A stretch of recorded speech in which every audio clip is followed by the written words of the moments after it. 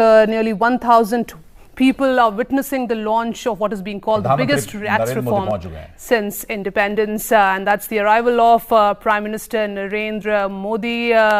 The mind behind the launch of goods and services tax, bringing in the centre and states together on one page to implement, really mooting the whole Team India concept, being greeted by Lok Sabha Speaker Sumitra Mahajan, Finance Minister Arun Jaitley, Parliamentary Affairs Minister Anant Kumar. They're now waiting for the arrival of the President Pranab Mukherjee. Interestingly, President Pranab Mukherjee earlier, when he was the Finance Minister, had piloted the first constitutional amendment bill to bring in GST in 2011 when he was Finance Minister with the previous UPA government, and now as the President he will be marking this historic event with the formal passage of GST, when GST will be implemented all across the nation. One tax, one nation, though in reality it's still not one tax. There are 4 different tax slabs. But again, a historic moment for everybody. As you saw, it's a packed Central Hall. All members of Parliament are there. Chief Ministers and State Finance Ministers, senior ministers of the NDA government. On the other side, the opposition parties like the Congress, the Left, the TMC, the RJD, the DMK are boycotting this event. Finance Minister Arun Jaitley earlier had said that the whole idea of a grand function in the Central Hall was to mirror the contributions being made by different parties and the states in bringing the new revolutionary tax regime. जी हाँ, तो GST या कहें कि एक देश में एक तरह का कानून, मसला वस्तु और सेवा कर यानी कि गुड्स एंड सर्विस टैक्स का के लागू होने का ही नहीं है। ये अच्छा लगता है सुनना कि पूरे देश में एक तरह की चीज़। उपराष्ट्रपति श्री हामिद अंसारी भी पहुंचे हैं। उनका स्वागत करते हुए प्रधानमंत्री श्री नरेंद्र मोदी, वित्त मंत्री अरुण जेटली मौजूद हैं, लोकसभा की स्पीकर श्रीमती सुमित्रा महाजन,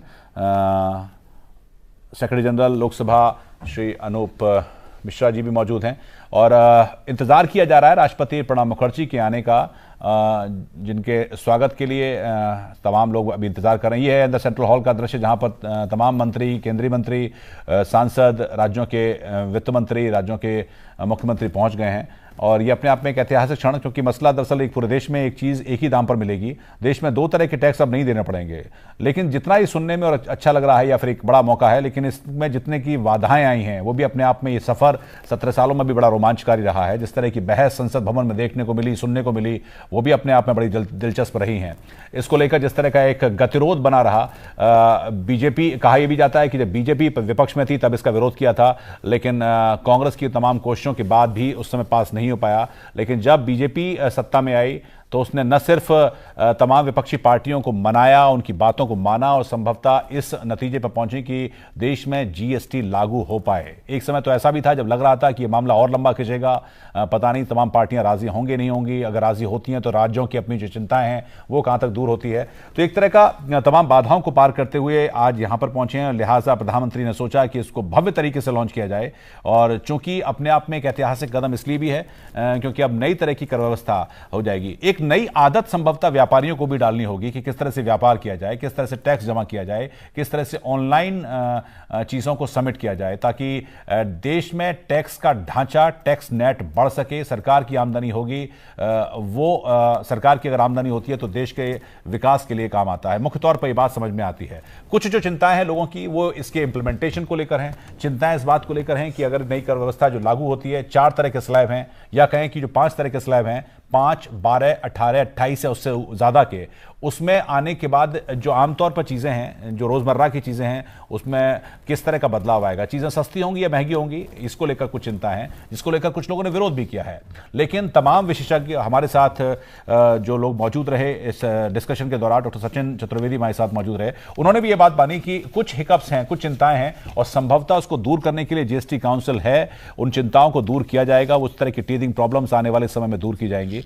और जीएसटी को समझने का हालांकि जो गुणाभाग है वो काफ़ी पेचीदा वाला रहा। लोग यही पूछते रहे कि कौन सी चीज़ सस्ती हो रही है, कौन सी चीज़ महंगी हो रही है। खाने, खुले अनाज, गुड़, दूध, अंडे, नमक पर किस तरह की चीज़ होंगी, दवाइयों पर क्या होगा, किस चीज़ को एग्जम्पशन मिली है, किस चीज़ को नहीं मिली है।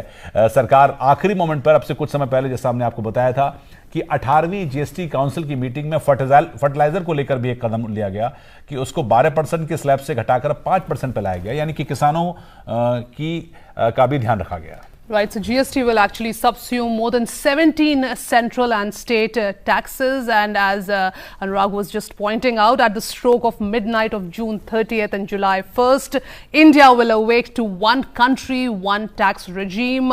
GST is another historic tryst with destiny for India. In fact, there are many benefits being cited of GST. The fact that it's going to check tax evasion, it's expected to propel revenue growth, it's expected to increase the spending capacity of the centre and state government. So revenue is being seen as a major factor. GST will also have a positive impact on GDP, and that's the arrival of President Pranab Mukherjee.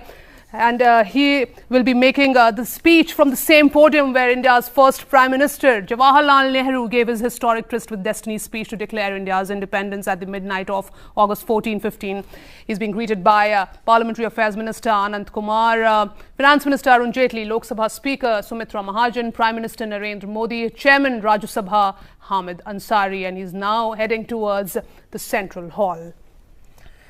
Jihab जिन लोगों का इंतजार था, जिन गणमान्य व्यक्तियों का इंतजार था, सभी पहुंच गए हैं। अब सेंट्रल हॉल की तरफ, अंदर की तरफ रुक किया है। ये अंदर की तस्वीरें जहां पर पहले से मौजूद ये पूरा हॉल एक तरह से कहें कि खचाखच भरा हुआ इस ऐतिहासिक क्षण के गवाह होने का, जहां पर सांसद, केंद्रीय मंत्री, राज्यों के वित्त मंत्री, मुख्यमंत्री राज्यों के पहले से मौजूद हैं। और अब से कुछ ही समय के बाद, तकरीबन 1 घंटे के बाद, मध्यरात्रि के वक्त पर राष्ट्रपति प्रणब मुखर्जी के जरिए जीएसटी को लॉन्च किया जाएगा। जीएसटी की व्यवस्था आज रात मध्यरात्रि से लागू हो जाएगी। और जैसा कहा कि एक देश में एक बाजार और एक तरह की कर व्यवस्था होगी। एक देश में एक वस्तु की कीमत 2 अलग अलग जगह पर नहीं हो सकती। इस तरह का जो व्यवस्था चली आ रही थी आज़ादी के बाद से, उसमें बदलाव होगा और ये अपने आप में एक बड़ा फैसला है। हालांकि अगर इसके इतिहास की बात की जाए तो सबसे पहले 1994 में वैट यानी कि वैल्यू एडेड टैक्स के संदर्भ में जीएसटी का उल्लेख अमरीश बागची की रिपोर्ट के हवाले से किया गया था, पर इसकी नींव अटल बिहारी वाजपेयी ने 1999 में रखी।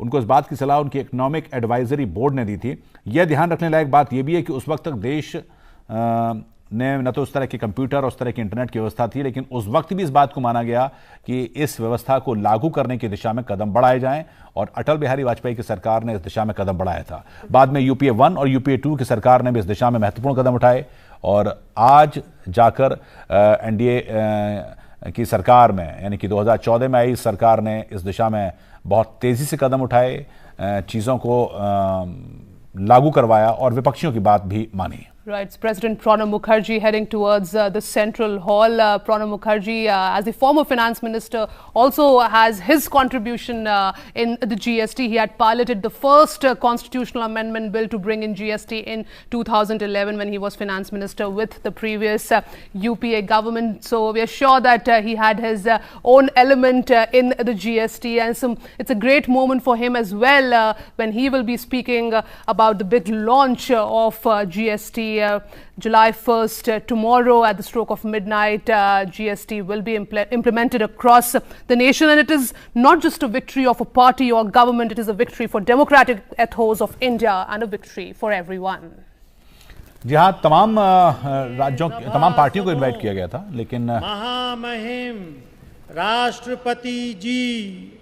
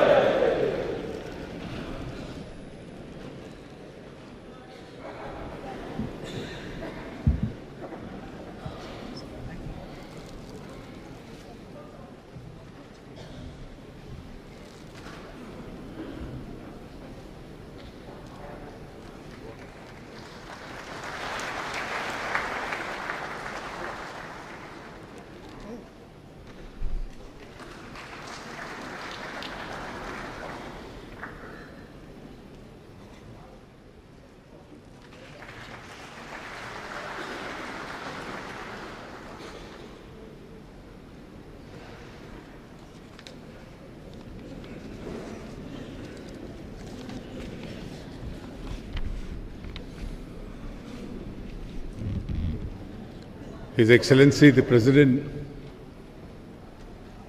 Shri Pranab Mukherjee, the Vice President, the Honorable Shri Hamid Ansari, the Prime Minister, the Honorable Shri Narendra Modi ji, the Speaker of the Lok Sabha, the Honorable Srimati Sumitra Mahajan, a former Prime Minister and senior leader of the country, Shri H.D. Devagowda ji, everyone from the members of the Council of Ministers to the ministers of the state governments, officials, members of Parliament, and other dignitaries assembled on this historic occasion. We have assembled today for an important moment in the journey of our great nation. We are in the process of making history with the launch of the Goods and Services Tax. At the midnight hour, we will be launching one of India's biggest and most ambitious tax and economic reforms in history. The GST may be a destination tax, but for India, it will begin altogether a new journey. It's a journey where India will awake to limitless possibilities, to expand its economic horizons and loftier political visions. The old India was economically fragmented. The new India will create one tax, one market, and for one nation. It will be an India where the center and the states work together cooperatively and harmoniously towards the common goal of shared prosperity. It will be an India which will write a new destiny. The GST is an important achievement for the whole country. The unanimity of support for the Constitution Amendment and the consensus-based work of the GST Council highlights that India can rise above narrow politics and speak in one voice for larger national interest. The quality and the maturity of the debate leading to the Constitution Amendment and in the GST Council underscores this point, that India can collectively think and act with maturity for a broader purpose.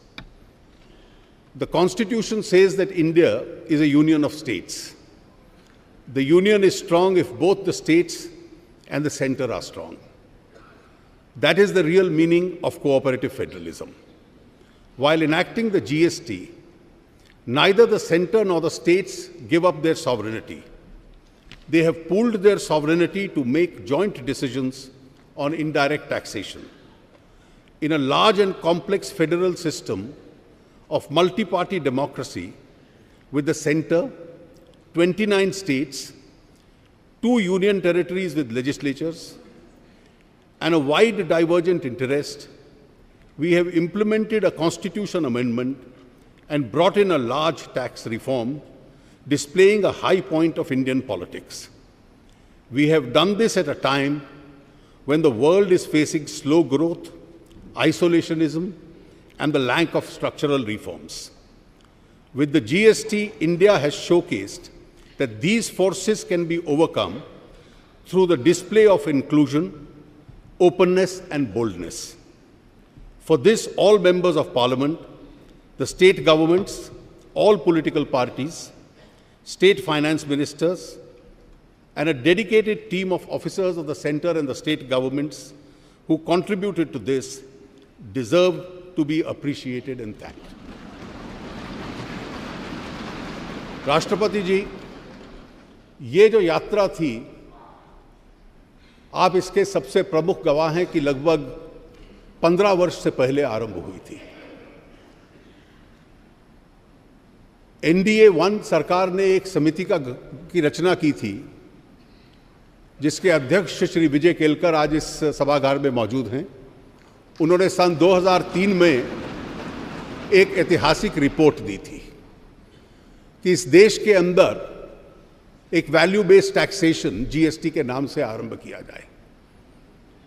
2006 के budget में UPA सरकार ने घोषणा की थी कि 2010 तक इसको लागू करने का प्रयास होगा,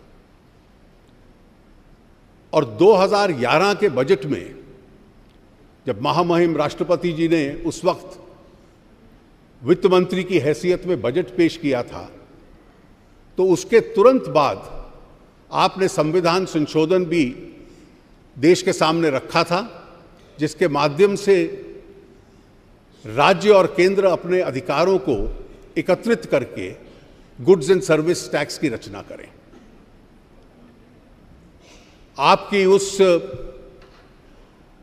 संविधान संशोधन के बाद पार्लियामेंट की स्टैंडिंग कमेटी, उसने बहुत योगदान लायक सुझाव दिए थे। यशवंत सिन्हा जी आज मौजूद हैं इस सभागार में, वो उसके अध्यक्ष थे, और उसका सबसे महत्वपूर्ण सिफारिशों में से एक थी कि जीएसटी काउंसिल की रचना की जाए, जिसमें 1/3 वोट केंद्र का होगा, 2/3 वोट राज्यों के होंगे, लेकिन निर्णय करने के लिए 3/4 बहुमत की आवश्यकता है। स्टैंडिंग कमेटी के उस निर्णय का यह असर था कि केंद्र और राज्यों को संवैधानिक दृष्टि से इकट्ठा काम करने के लिए मजबूर किया गया, और जीएसटी काउंसिल में जो एक प्रकार से कंसेंसस बना, उसमें इसका एक बहुत बड़ा योगदान स्टैंडिंग कमेटी के उस सुझाव का था।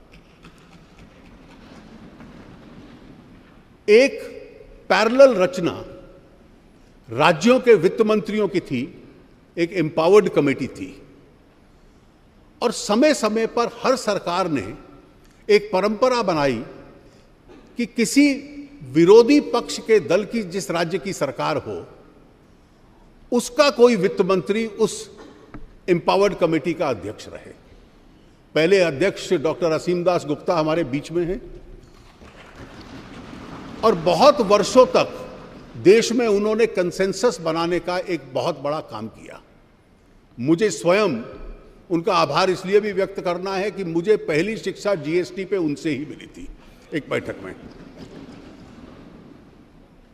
प्रोफेसर दास गुप्ता के बाद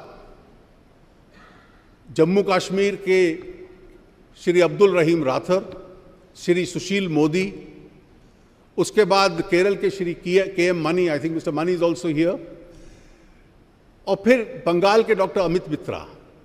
ये एक राज्यों के बीच में आम राय बनाते रहे, और इस पूरे इतिहास के बाद इस देश ने की राजनीति ने ऐसी एक मैच्योरिटी का एक उदाहरण पेश किया, जिसका सबसे बड़ा सबूत ये था कि संविधान संशोधन संसद के दोनों सदनों में सर्वमत से पास हुआ, जिससे जीएसटी काउंसिल की रचना हुई। उस रचना के बाद काउंसिल की पहली जिम्मेवारी थी कि केंद्र के लिए और राज्यों के लिए कानून बनाए। वो सभी कानून 5 केंद्र के लिए, 1 सभी राज्यों के लिए सर्वसम्मति से बने।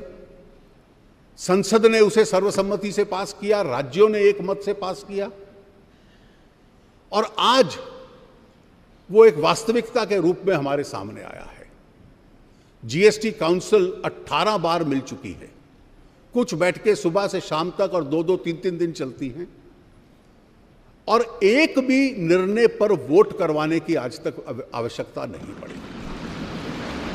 हर एक निर्णय सर्वसम्मति से हुआ, जिसमें अलग अलग राजनीतिक दलों के प्रतिनिधि थे, अलग अलग राज्य सरकारों के प्रतिनिधि थे, और एक मत से हर निर्णय उसमें हुआ। अभी तक 24 रेगुलेशंस बन चुके हैं। राज्य और केंद्र के अधिकार क्षेत्रों के बारे में बंटवारा क्या रहेगा, उस पर निर्णय हो चुका है। 1211 कमोडिटीज हैं जिस पे टैक्सेशन तय करना था। बिना मतभेद के, बिना किसी डिसेंट के एक एक कमोडिटी का टैक्स सर्वमत से तय हुआ, और उसके पीछे भी 2 सिद्धांत थे कि एक, आम और गरीब आदमी पर ज्यादा बोझ ना पड़े, रेवेन्यू न्यूट्रल रहे कि जितना राजस्व राज्य और केंद्र इकट्ठा करते हैं कम से कम वो बरकरार रहे, और जो मौजूदा टैक्सेशन ढांचा है उससे बहुत अधिक किसी के ऊपर बोझ ना पड़े। Principle of equivalence, revenue neutrality and know unnecessary burden on the weaker sections. और इसका स्वाभाविक एक लाभ हमारे देश को होने वाला है। आज की जो व्यवस्था थी उस व्यवस्था में राज्यों में और केंद्र में मिलाकर 17 ट्रांजैक्शन टैक्स है, 17 23 सेस हैं। उन सब को समाप्त कर दिया गया है और उनके स्थान पर केवल एक टैक्स रहेगा। उस हर टैक्स के लिए अलग रिटर्न जाता था, आज एक रिटर्न जाएगा। हर एक असेसी को अलग अलग टैक्सेशन अधिकारियों के साथ इंटरफेस करना पड़ता था, आज केवल उसको अपने सॉफ्टवेयर के साथ एक रिटर्न के माध्यम से इंटरफेस करना पड़ेगा और केवल सॉफ्टवेयर के ऊपर रजिस्ट्रेशन ले लेना, और उस रजिस्ट्रेशन के बाद हर महीने की 10 तारीख तक केवल एक फॉर्म भरना कंप्यूटर पे कि मेरी पिछले महीने की ट्रांजैक्शन क्या है उस पर डाल देना, और उसके माध्यम से टैक्स के ऊपर टैक्स न लगना। ये इसकी विशेषता है। पूरे देश के अंदर अलग अलग राज्यों में अलग अलग रेट और चुंगी नाकाओं के ऊपर ट्रकों की भीड़ वो समाप्त होगी, और एक प्रकार से सिंगल फ्लो गुड्स और सर्विसेज का पूरे देश के अंदर इसके बाद होगा। और इसका एक और लाभ है कि जो एक बार आपने टैक्स दे दिया इनपुट्स के ऊपर, आउटपुट के स्तर पे उसका आपको लाभ मिलने लगेगा। महंगाई के ऊपर भी लगाम लगेगी, टैक्स अवॉइडेंस कठिन होगा, रेट पहले की तुलना में कम होंगे, देश की जीडीपी को लाभ मिलेगा, और जो अधिक राज्यों को और केंद्र को साधन मिलेंगे वो इस देश के गरीब की सेवा करने के लिए उनको एक अवसर उपलब्ध होगा।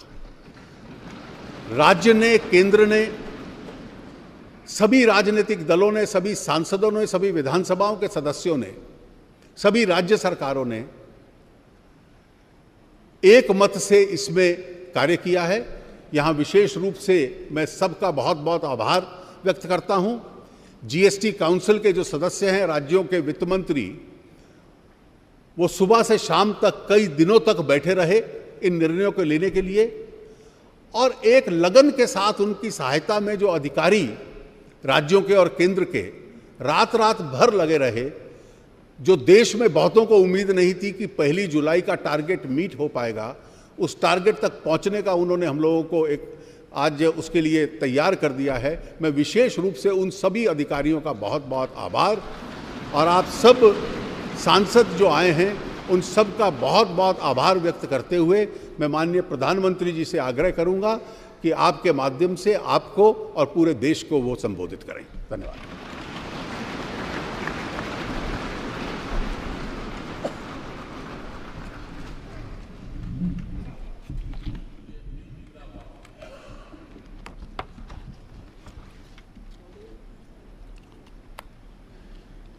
आदरणीय राष्ट्रपति जी, आदरणीय उपराष्ट्रपति जी, लोकसभा के अध्यक्षा जी, पूर्व प्रधानमंत्री आदरणीय देवेगौड़ा जी, मंत्रिपरिषद के मेरे साथी, सदन के सभी सम्मानित सदस्यगण और विविध क्षेत्र से पधारे हुए सभी वरिष्ठ महानुभाव, राष्ट्र के निर्माण में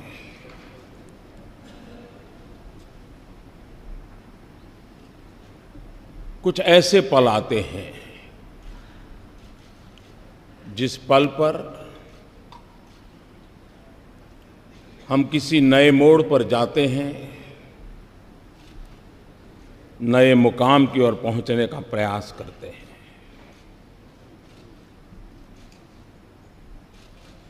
आज इस मध्यरात्रि के समय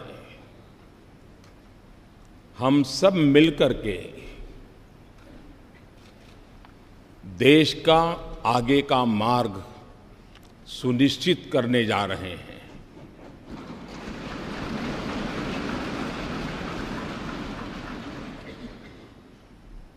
कुछ देर बाद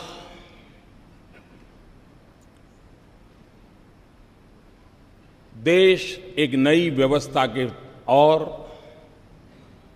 चल पड़ेगा। 125 करोड़ देशवासी इस ऐतिहासिक घटना के साक्षी हैं।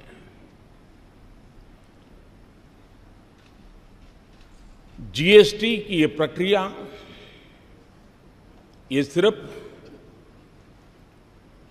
अर्थव्यवस्था के दायरे तक सीमित है ऐसा मैं नहीं मानता। पिछले कई वर्षों से अलग अलग महानुभावों के मार्गदर्शन में, नेतृत्व में, अलग अलग टीमों के द्वारा जो प्रक्रियाएं चली हैं वो एक प्रकार से भारत के लोकतंत्र की, भारत के संघीय ढांचे की, कोऑपरेटिव फेडरलिज्म के हमारे कंसेप्ट की एक बहुत बड़ी मिसाल के रूप में आज ये अवसर हमारा आया है।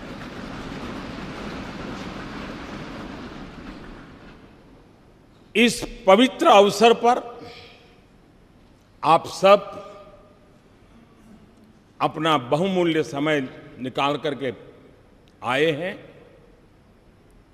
मैं हृदय से आपका स्वागत करता हूं, आपका आभार व्यक्त करता हूं।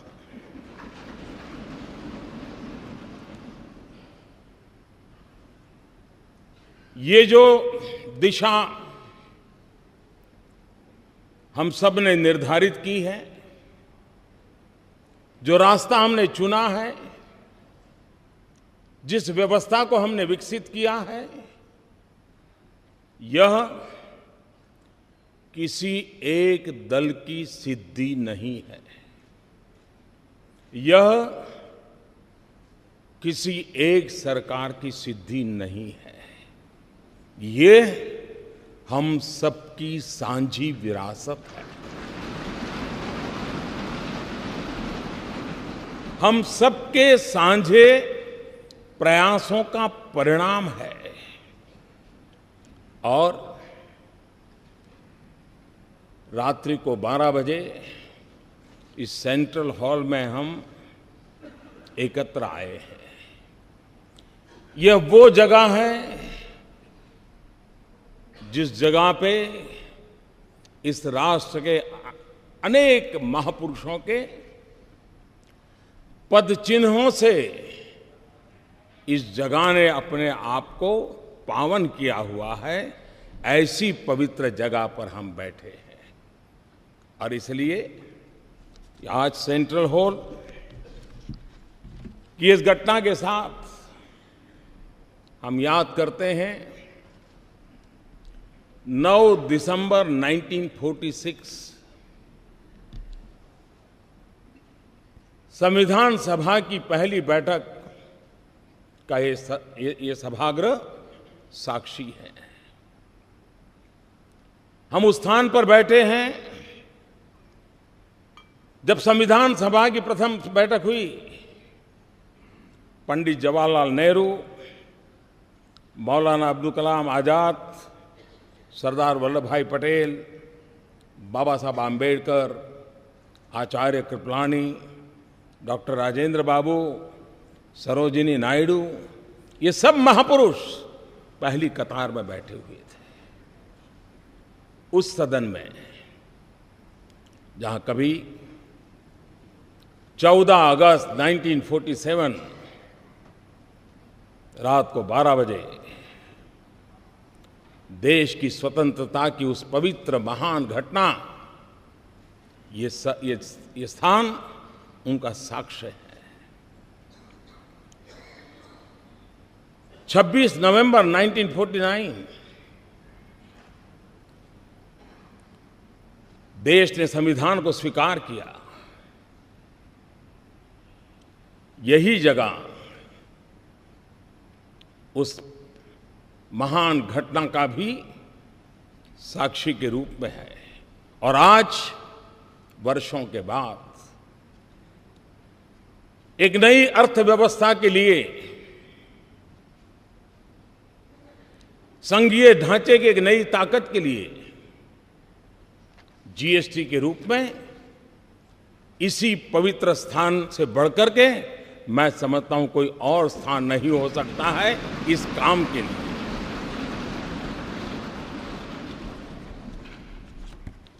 संविधान का मंथन 2 साल 11 महीने और 17 दिन तक चला था। हिंदुस्तान के कोने कोने से विद्वत जन उस बहस में हिस्सा लेते थे, वाद विवाद होते थे, राजी नाराजी होती थी, सब मिलकर के बहस करते थे, रास्ते खोजते थे। कभी इस पार कभी उस पार नहीं जा पाए तो बीच का रास्ता खोज करके चलने का प्रयास करते थे। ठीक उसी तरह ये जीएसटी भी एक लंबी विचार प्रक्रिया का परिणाम है। सभी राज्य समान रूप से, केंद्र सरकार उसी की बराबरी में और सालों तक चर्चा की है। संसद में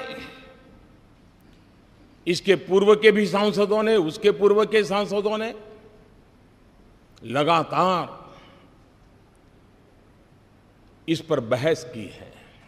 एक प्रकार से best brains of the country उन्होंने लगातार इस काम को किया है और उसी का परिणाम है कि आज ये जीएसटी को हम साकार रूप में देख सकते हैं। जब संविधान बना तो संविधान ने पूरे देश के नागरिकों को समान अवसर, समान अधिकार, उसके लिए सुनिश्चित व्यवस्था खड़ी करती थी। और आज जीएसटी एक प्रकार से सभी राज्यों के उन मोतियों को एक धागे में परोने का और आर्थिक व्यवस्था के अंदर एक सुचारू व्यवस्था लाने का एक अहम प्रयास है। जीएसटी ये कोऑपरेटिव फेडरलिज्म की एक मिसाल है जो हमें हमेशा हमेशा और अधिक साथ मिलकर चलने की ताकत देगी। जीएसटी ये टीम इंडिया का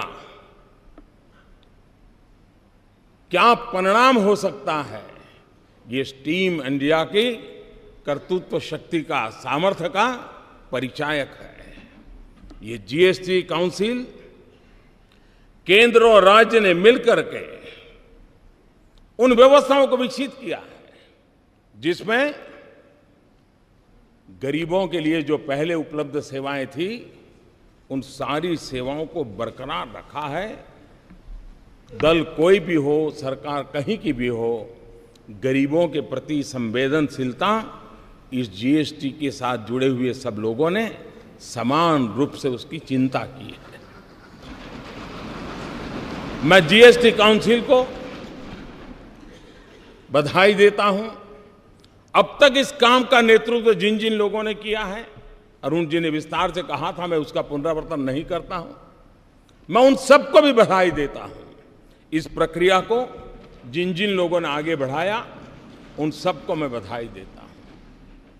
आज जीएसटी काउंसिल की 18वीं मीटिंग हुई। और थोड़ी देर के बाद जीएसटी लागू होगा।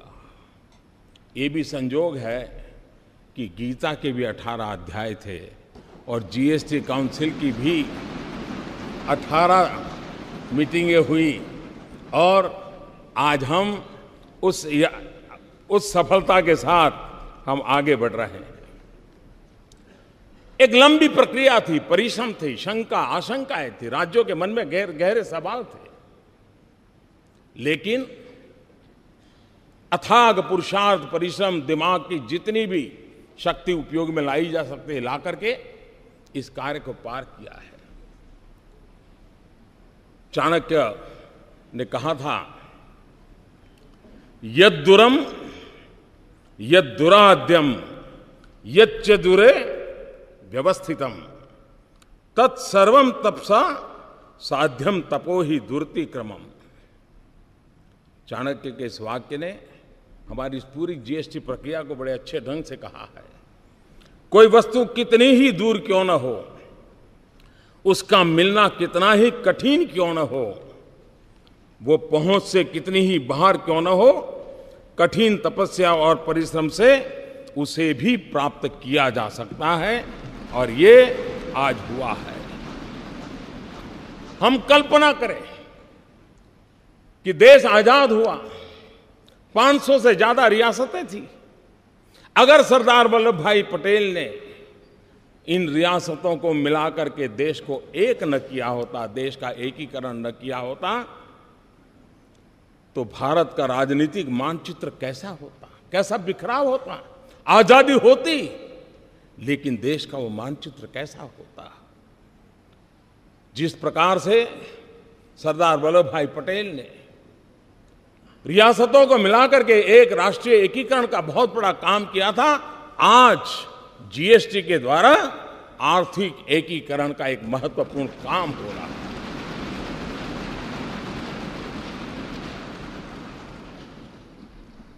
29 राज्य, 7 केंद्र शासित प्रदेश, केंद्र के 7 टैक्स, राज्यों के 8 टैक्स और हर चीजों के अलग अलग टैक्स का हिसाब लगाएं, 500 प्रकार के टैक्स कहीं न कहीं अपना रोल कर रहे थे। आज उन सब से मुक्ति पाकर के अब गंगानगर से लेकर के ईटानगर तक, लेह से लेकर के लक्षद्वीप तक, वन नेशन वन टैक्स, ये सपना हमारा साकार होके रहेगा। और जब इतने सारे टैक्स, 500 अलग अलग हिसाब लगाए, 500 टैक्स। आल्बर्ट आइंस्टाइन प्रखर वैज्ञानिक, उन्होंने एक बार बड़ी मजेदार बात कही थी। उन्होंने कहा था, दुनिया में अगर कोई चीज समझना सबसे ज्यादा मुश्किल है तो वो है इनकम टैक्स। ये आल्बर्ट आइंस्टाइन ने कहा था। मैं सोच रहा था अगर वो यहां होते तो पता नहीं ये सारे टैक्स देख करके क्या कहते, क्या सोचते। और इसलिए,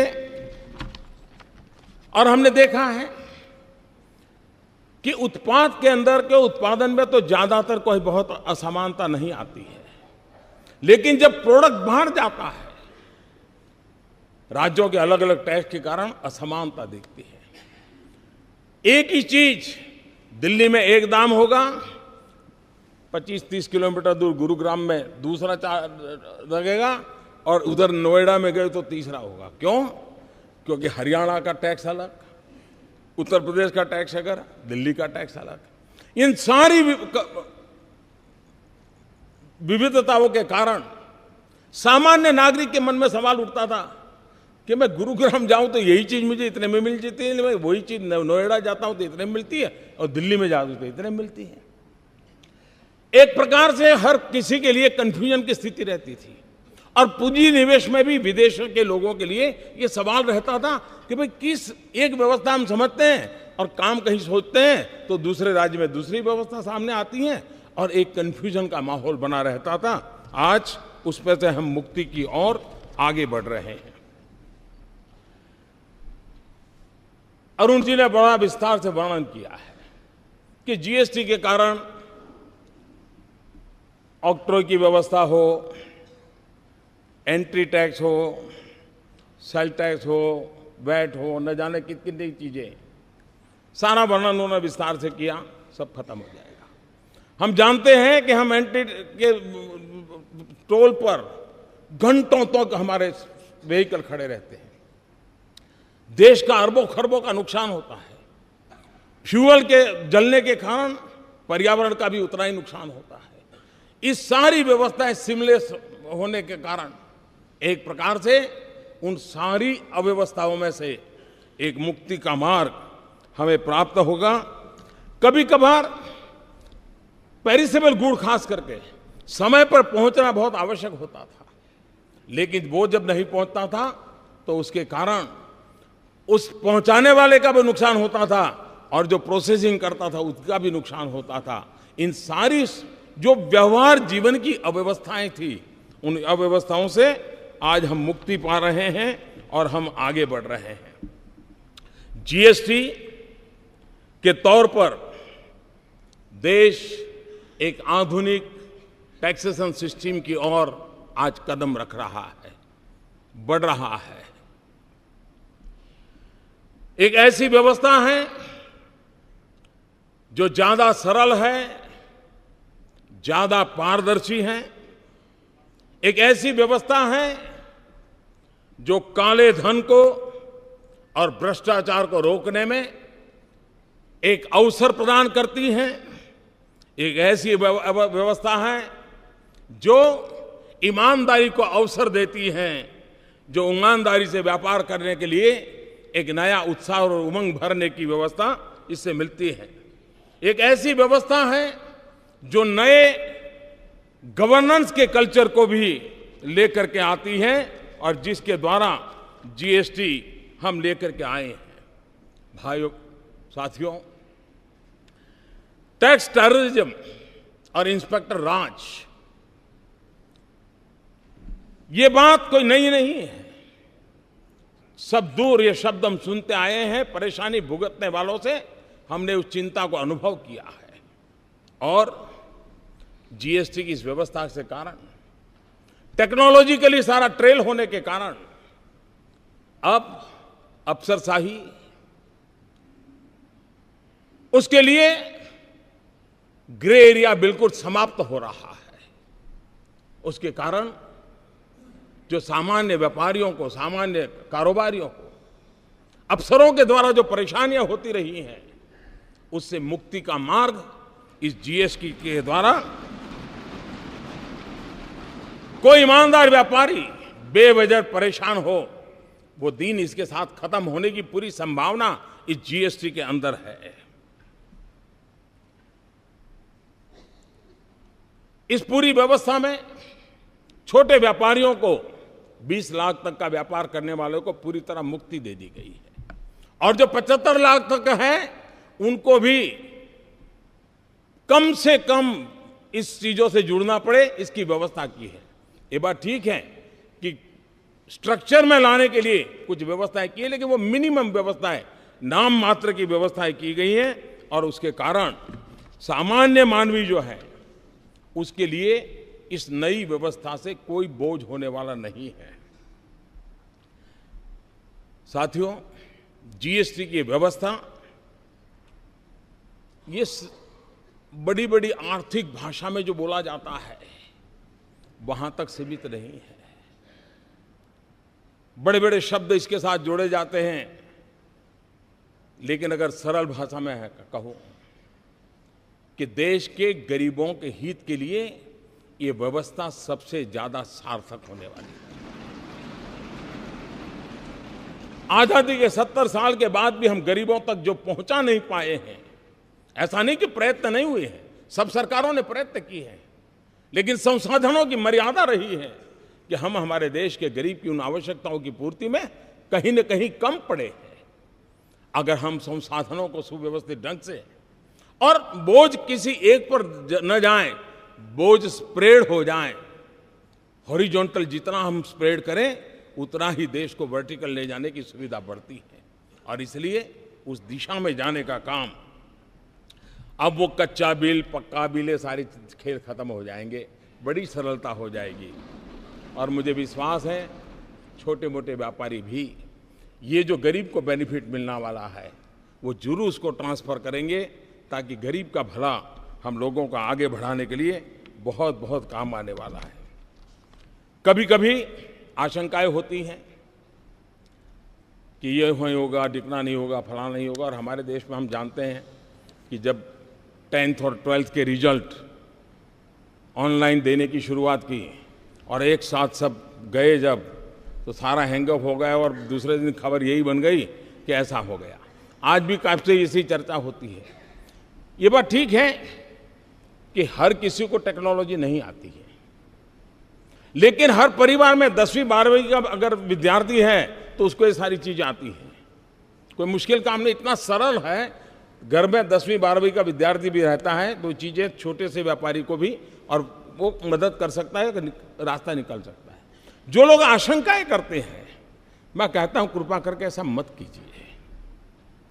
अरे आपका पुराना डॉक्टर हो, आप उसी से अपनी आंखें लगातार चेक करवाते हो, वही हर बार आपके नंबर निकालता हो, आपका चश्मा बनाने वाला भी निश्चित हो, आप वहाँ पे नंबर बनवाते हो, और फिर भी जब नया नंबर वाला चश्मा आता है तो एक आध 2 दिन तो आंख ऊपर नीचे करके एडजस्ट करना पड़ता है। ये बस इतना ही है। और इसलिए थोड़ा सा हम प्रयास करेंगे, इस व्यवस्था के साथ हम आसानी से जुड़ जाएंगे।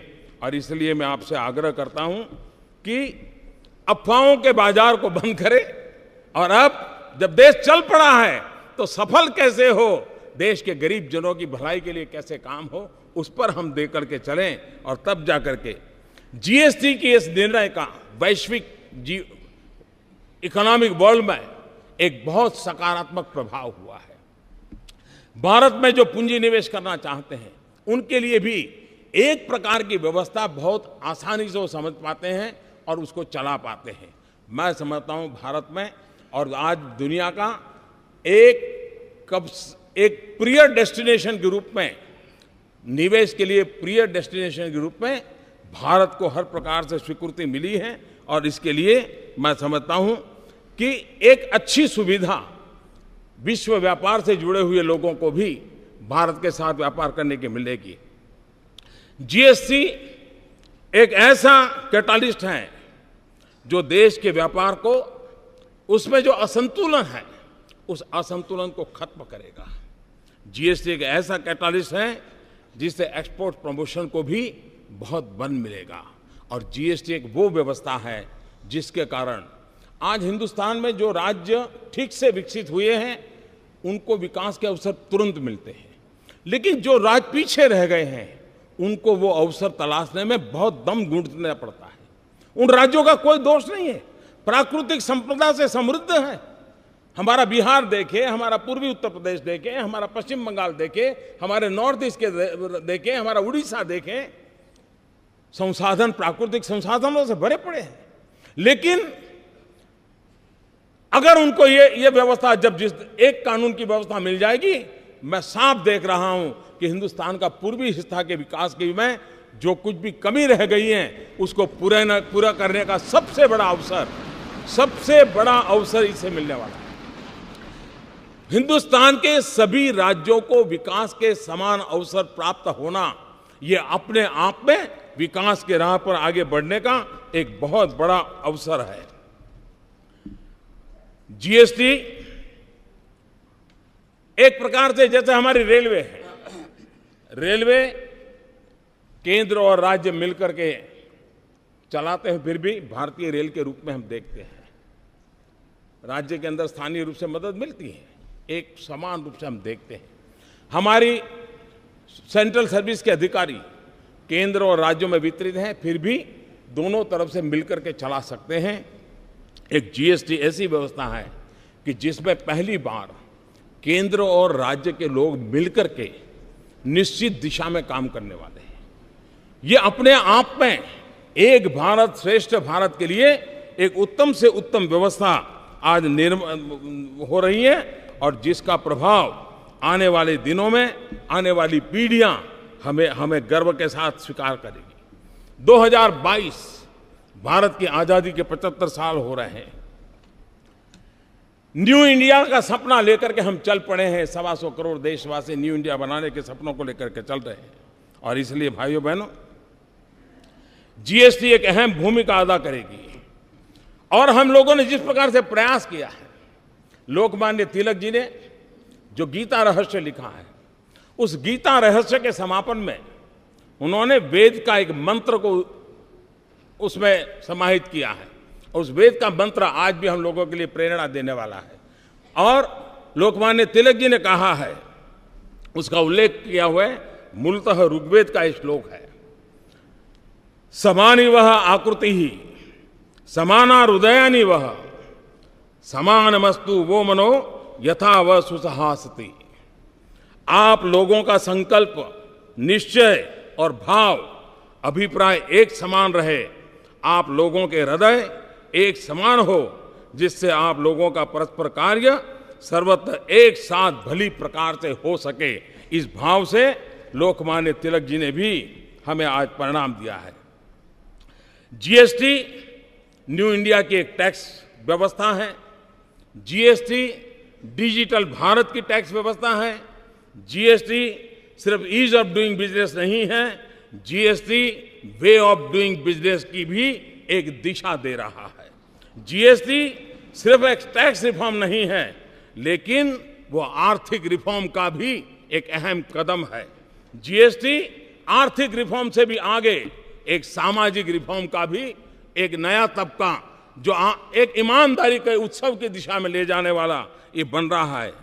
कानून की भाषा में GST goods and service tax के रूप में जाना जाता है, लेकिन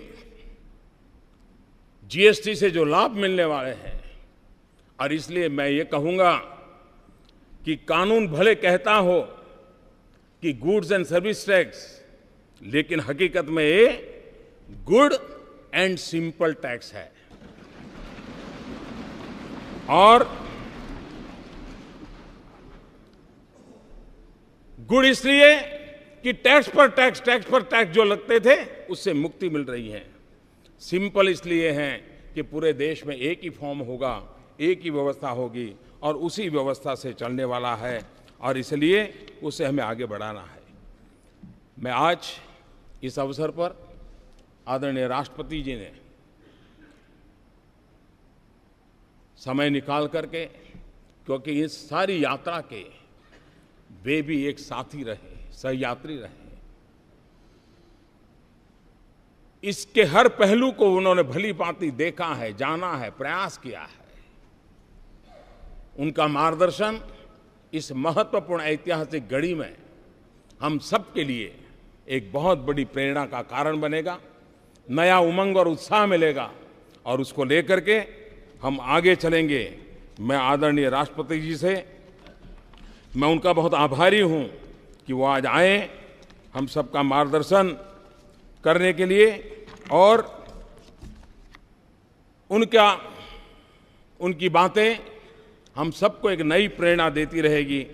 इसी एक भाव के साथ मैं फिर एक बार इस प्रयत्न के साथ जुड़े हुए हर किसी का आभार व्यक्त करते हुए मेरी वाणी को विराम देता हूं, और श्रद्धेय राष्ट्रपति जी से आग्रह करता हूं कि वो हमारा मार्गदर्शन करें।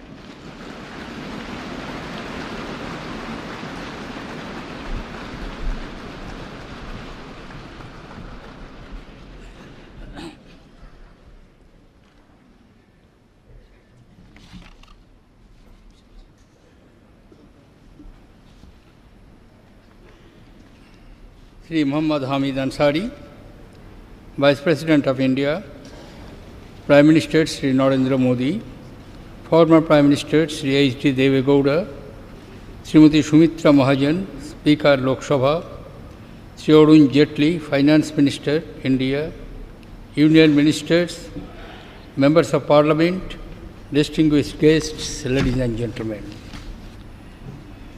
In a few minutes from now, we will witness the launch of Goods and Services Tax, a unified tax system in the country. This historic moment is the culmination of a 14-year-long journey which began in December 2002 when the Calcutta Task Force on Indirect Taxes suggested a comprehensive goods and service tax based on the value-added tax principle. The proposal to introduce the GST was first mooted in the budget speech for the financial year 2006-07.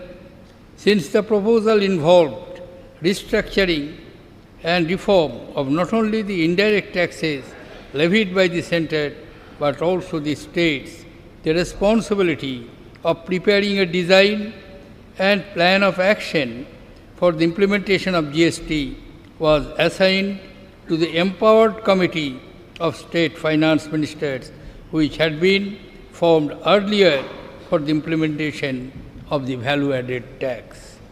The Empowered Committee released the first discussion paper on goods and service tax in November 2009. Friends, ladies and gentlemen, the introduction of GST is a momentous event for the nation. It is also a moment of some satisfaction for me personally, because as Finance Minister, I had introduced the Constitution Amendment Bill on 22nd March 2011. I was closely involved in the design and implementation and the occasion to meet the Empowered Committee of State Finance Ministers formally and informally as many as 16 times. I also met the Chief Ministers of Gujarat, Bihar, Andhra Pradesh and Maharashtra a number of times, and I have a vivid recollection of those meetings and the various matters that were raised given the magnitude of the task which spans constitutional, legal, economic and administrative spheres. It was not a surprise that there were many contentious issues. Yet, I found both in these meetings and in many interactions with chief ministers, finance ministers and officers of state that most of them had a constructive approach and an underlying commitment to the introduction of GST. I therefore remained confident that GST was a matter of time and it would eventually be implemented. My confidence stood justified when on the 8th September of 2016, after the bill was passed by both the houses of parliament and more than 50% of state legislatures, I had the privilege of giving assent to the Constitution 101st Amendment Act. Friends, after the amendment of the Constitution, the GST Council has been constituted as per the provisions of Article 279A of the Constitution. The Council, which is responsible for making all recommendations of the Union of States in respect of GST, such as model laws, rates, exemptions, is unique in our Constitution. It is a joint forum of the centre and the states, where neither the centre nor the states can, without the support of the other, take any decision. Though an elaborate voting structure has been built into the decision-making process of the Council in the Constitution, it is remarkable that 18 meetings held so far, all decisions have been taken by consensus in the Council. I congratulate them. There were apprehensions whether the task of fixing rates for thousands of items could be accomplished by the GST Council, given the wide variations across states. The Council has pleasantly surprised every one of us by completing its task on time. Friends, the new era in taxation, which we are about to initiate, in a few minutes is the result of broad consensus arrived at between the center and states. This consensus took not only time but also effort to build. The effort came from persons across the political spectrum who set aside narrow partisan considerations and put the nation's interest first. It is a tribute to the maturity and wisdom of India's democracy. Friends, even for a person like me, who has been intimately involved in matters of taxation and finance, the scope of the change we are undertaking is truly breathtaking. Central excise duty has a long history. During my different tenures as finance ministers, it has always been one of the largest contributors to the central exchequer. Service tax is relatively new, but has grown very rapidly in revenue terms. Except for a few goods outside the purview of goods and services tax, both of these will now disappear along with the additional customs duty, special additional duty of customs, and numerous cesses and surcharges. Central sales tax on interstate will cease for goods falling under the Goods and Services Act. At the state level, the enormity of the change is not less. The major taxes being subsumed are value-added tax, sales tax, entry tax, taxes on advertisement, and luxury tax, along with the state-level entertainment tax and numerous cess and surcharges. Ladies and gentlemen, GST will also make our exports more competitive and also provide a level playing field to domestic industry to compete with imports. Currently, due to cascading, our exports still carry some embedded taxes, making them less competitive. Similarly, the hidden effect of cascading means that the total tax incidence on domestic industry is not transparent. Under GST, the tax incidence will be transparent, enabling full removal of tax burden on exports and full incidence of domestic taxes on imports. Ladies and gentlemen, I am told that GST will be administered through a modern world-class information technology system. I recall that in July 2010, I had set up an empowered group of development of IT systems required for the GST regime under the chairmanship of Sri Nandan Nilekani. Subsequently, in April 2012, a special purpose vehicle, GST network, was approved for creation by the government for GST implementation. This was to ensure that we have no time, and as and when the legislative framework is in position, the technical infrastructure should be ready to take forward GST. I am told that a key feature of the system is that buyers will get credit of tax paid on inputs only when the seller has actually paid taxes to the government. This creates a strong incentive for buyers to deal with the honest and compliant sellers who pay their dues.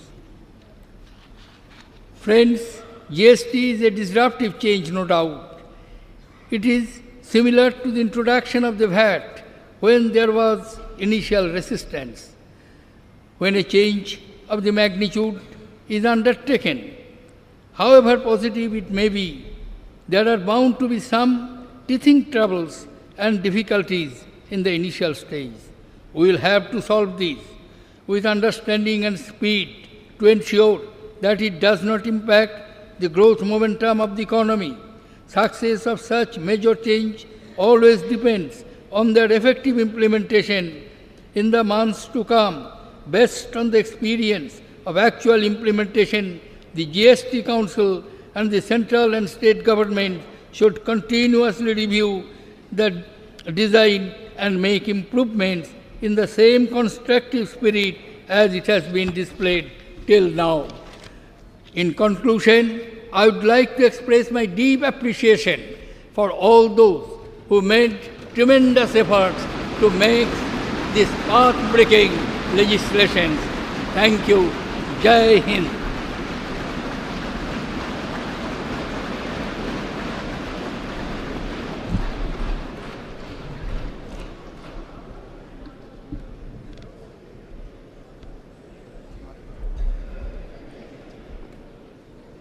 May I request the Honorable Rashtrapati Ji and the Prime Minister and other dignitaries to come up and press the button and officially launch the GST.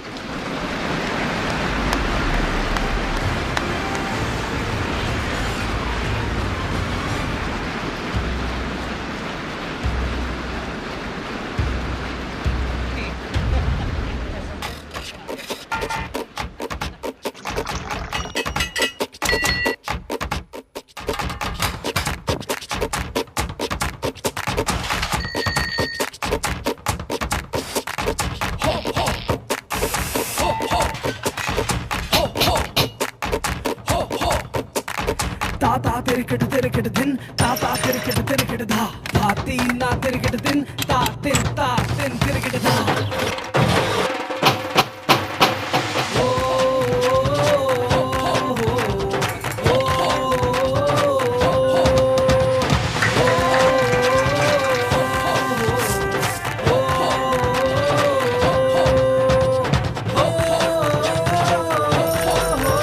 गरीबों का उद्धार, तेज विकास GST से।